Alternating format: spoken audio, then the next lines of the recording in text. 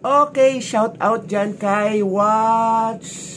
Basta may 45, Watch Everything 45. So, he was asking for a part 2 ng DIY na power bank na to na 18650. So, here it is. Kasi matagal ng lola. Gusto kasi ng lola yung talagang tinetesting niya ng todo. Katulad ng iba, years bago ako maggawa ulit ng follow-up video. Kaya lang, since meron nang nag-request, so gagawin ko na ngayon. Eto na nga. So, eto yung DIY, may balot pa, hindi ko pa natatanggal, na may flashlight na 21 pieces ang battery. Guys, warning. Alam nyo, kahit nakasi siya, tawag nito, yung tipong hindi na kailangan welding at parang baterya lang talaga na ilalagay mo sa kanya yung mga batteries na 18650. Please, be very, very careful sa voltahe. As much as possible, markahan ninyo yung inyong battery sa gilid. Yung sa akin, tinandaan ko ng todo. Kasi meron naman siyang puti, tapos meron siyang walang puti. Kasi once na nabaliktad nyo, kahit isang polarity, it will cause fire. Masusunog, promise, parang welding machine na biglang matutunaw yung plastic. Okay? Nagkamali ang lola, buti na lang 2 battery pa lang ang naiilagay ko. Just the same, sobra ang nangyari doon sa battery. Ito yung battery na yon, hindi ko na nagamit. So, ito, tago na lang ito. Gumagana pa rin naman siya, kaya lang may duda na ako, in doubt na ako, kaya tinabi ko na lang. Halos uminit yung plastic nito, tapos yung pinaka-nickel nung nito yung alambre, yung parang spring na nalusaw. Kaya 2 battery pa lang yun, guys. 2 battery pa lang kinakabit ko. Nabaliktad lang yung isa, pero grabe. So talaga tandaan nyo, as much as possible, markahan nyo pa ito sa gilid ng kahit anong pentel pen, basta lagyan nyo ng marka para hindi mabaliktad. At saka focus kayo kapag maglalagay kayo ng battery, especially kapag marami na kayong nailalagay, kasi nga DIY nga ito.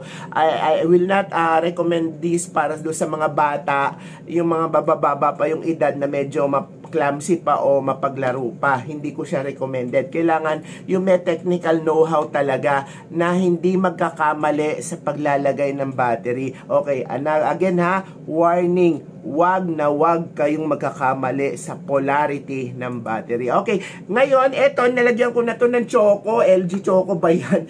O, tawag dito, LG Choco. Ito lang ang kayang bilhin ng lola. Ito kasi yung pinakamura. Just the same, pakita ko sa inyo yung loob, Sorry, pero kailangan kong... ano ba to? Meron naman siya nakalagay kong open at saka close. Ayan, bago kayo maglagay ng battery, make sure na lihahin nyo yung mga terminal. Kasi napansin ko, di ba full charge ko siya, may ibang battery hindi nag-charge. Kasi aandar naman siya kahit 2 battery o 3 battery lang walang kaso Kaya lang kasi may ibang battery hindi nag-charge. Tapos yun doon sa nasunog ko na spring nga na ganito, medyo hindi siya nag-charge kasi wala na yung contact. Nagkaroon kasi siya ng parang charcoal, yung parang carbonization dahil nga katangahan ng lola katangahan talaga. Tandaan nyo, I will not recommend this para doon sa mga bata kung magtatrabaho kayo nito at maglalagay kayo ng battery, rest assured na nasa labas kayo ng bahay, doon na lang kayo sa labas ng bahay gumawa. Magkamali man kayo ng paglagay, pwede nyo ihagis ka agad o itapon ka agad sa safe na lugar. Kasi talagang delikado. Ang bilis talaga, grabe. Nagulat din ako dahil 2 battery lang kasi. Sabi ko, ano ba to? Kasi nilalaro-laro ko lang di ba yung matandang battery, yung mga 888. Ano ba to nasa mukha ko? Parang okay. Yun, di ba yung mga AAA dati, okay lang sa amin dati, yung mga bata pa kami, kung mabaliktad o what, binabalik-baliktad lang namin. Pero itong 18650 na to, grabe, jumujutok mga darling. Kaya please, kung gagawa, tatarbahuhin nyo to, sa labas na lang kayo ng bahay. Huwag kayo sa loob ng bahay kasi wala kayong mapagtatapunan in case na umapoy siya. And mind you, talagang aapoy po siya. Hindi ako nagbibiro. At may possibility pa na mag-explode. Okay? Yan payo lang ng lola for safety reason kasi nakatatanda ako. Yun ang mindset ko. So, sa labas kayo gumawa. Pero kapag kayo naman ay nag-success na at naipon nyo na lahat ng battery, kailangan sabay-sabay ha, walang luma, walang bago. Kailangan bago lahat. O kung luma naman, kailangan luma lahat at sabay-sabay na nagamit. Kasi napansin ko, kapag may luma, tapos testingin nyo isa-isa yung battery, kailangan hindi malalayo yung mga voltage nila. 3.9, 4.0, 3.7, basta hindi kailangan magkakalayo. Tapos testingin nyo isa-isa. Pag merong isa na battery na medyo mababa, bakit ganun? 3.3 lang, ganun. Magtaka na kayo. So, subukan nyo munang i-charge sa ibang, kung may iba pa kayong power bank case na ganito. Tapos kung mag-i-increase siya sa 3.7, 3.9 or 4.0, good. Pero kapag hindi umangat yung ano niya, yung charge niya, ibig sabihin, yung battery na yun, medyo isoli mo na dun sa pinagbilhan mo. Okay? Kaya, tapos, eto na nga siya. Eto pala, pandukot pala ito ng battery kapag ka nakakabit na ito. Pero etos lang, pwede mo naman dukutin talaga ng kamay lang eh. Pero kasi, minsan kasi parang nakakatakot nga kasi nga nagka-phobia na ang lola dahil nga may possibility, hi Vector, may possibility nga siya mag-explode. Pero pagka nag-success ka na, ay bongga. Eto, na-explain ko na sa inyo. Sarado ko muna guys, napakita ko naman na yung loob. Okay na yan, self-explanatory. Kasi parang battery lang talaga. Yun nga lang, hindi basta-basta battery. Kailangan medyo may persa ka ng pagsasara niya. Tama ba ako? Yung bang ano, yan. Yan. Pagka ganito na siya, I would also recommend na kung may belt tie ka, alam niyo yung belt tie, yung parang nilalagay sa mga kuryente o kaya kung may velcro ka na ganito, medyo i-support mo, wag mo pa kasi ang lola hindi ko na nilalagyan kasi dito lang naman ako pero kung may mga kasama kayong bata sa bahay, gano'n, may possibility na mabagsak or what, alam nyo naman yung battery na nasa loob nito, medyo may something, accidents do happen, di ba? I-tape nyo kung gusto nyo, o baggage tape para ma-secure lang yung likod kasi nga, natatanggal siya, di ba? So, pagka ginamit ko siya, alam nyo, hindi ko alam kung saan ko gagamitin tong wireless na to.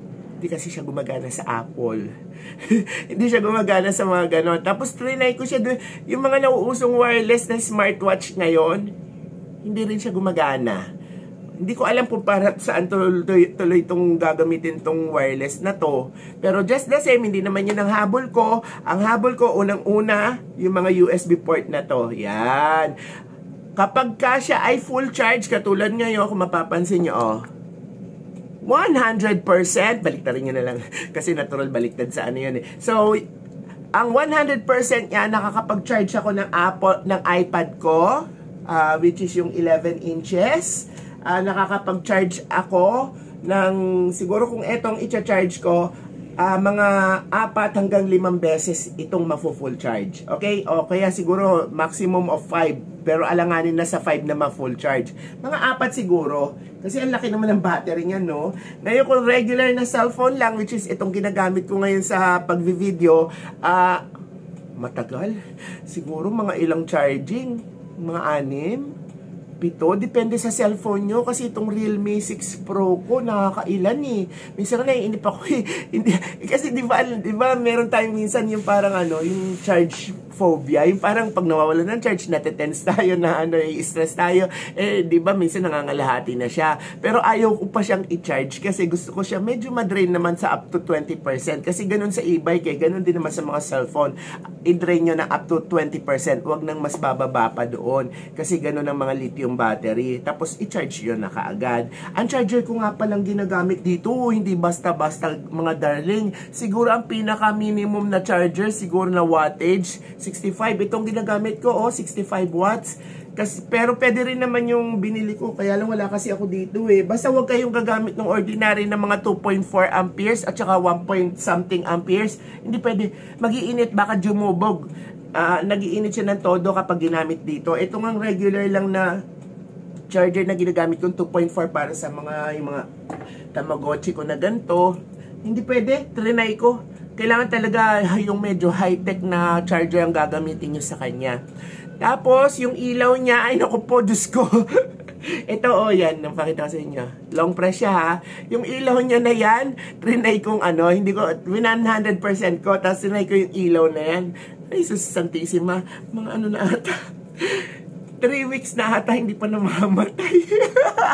Nag-aalala ako baka mapundi kasi di ba natural, nag-iinit din naman yun. Ay, nga pala, nakalimutan ko sabihin sa inyo, di ba, pag naka-on na ganyan, pag pre-nest nyo ulit siya, patay sinde, di ba? Pag pre-nest nyo ulit siya, bibilis. Di ba? Pag pre-nest nyo ulit siya, back to zero. Pero pag nilong press mo siya, twing! Di ba? So, kung brown out at matagal lang magkakailaw sa inyo, Diyos ko dahil, napaka-helpful nito kasi yung ilaw niya, 2 linggo, 3 linggo na, hindi pa namamatay. Ako na lang ang nagsawa, kaya pinatay ko na lang din kasi nga, 21 batteries ba naman siya? Napakabigat nga lang. Pero napaka-sturdy nitong hawakan na to, ha? Napaka-tibay. Ewan ko lang siguro pag naluma, baka marupok na rin. Hindi ko alam. Pero in fairness, talagang, So, yun doon sa nagtatanong sa akin at sabi, lagyan ko raw ng part 2 yung aking review nito. Eto na ha, sinagot ko na. Baka may iba ka pang tanong, doon na lang tayo sa comment section mag-usap. Basta may 45. Eto na po shout out sa'yo. Yan, di ba? Upload ko na to and then panoorin mo na. Okay? If you want this kind of video na nire-review ng lola ng after how many weeks or how many months or how many years yung mga gadget na binibili niya, kung okay pa ba or hindi, please kindly like, share, and subscribe to your lola's channel and hit that notification button. And kung kayo nasa ibang platform, it's still your lola with an H, L-O-L-A-H, Bong Lim, nasa dulo lagi ang lambing ha. L-O-L-A-H. Lagyan nyo lagi ng H. Ganon. Bong Lim here saying na, talagang, pinursige ng lola na masagot kita. Kaya lang kasi kulang pa yung testing Bala ko sana kasi mga ilang buwan para at least nagagamit ko. Kasi just the same ngayon, hindi ko siya masyadong nagagamit kasi natural, minsan nagmamadali akong ayoko kasing magtagal dito yung mga gadget ko. Sa bagay ko naman din nagta-turn off. Kaya lang kasi, ibig sabihin, minsan kasi may brown out anxiety, lalo na nag-uulan ngayon. Gusto ko lagi siyang full charge, kaya ang ginagamit ko yung line, yung grid, hindi itong off-grid. Okay? Maraming salamat! Till next time!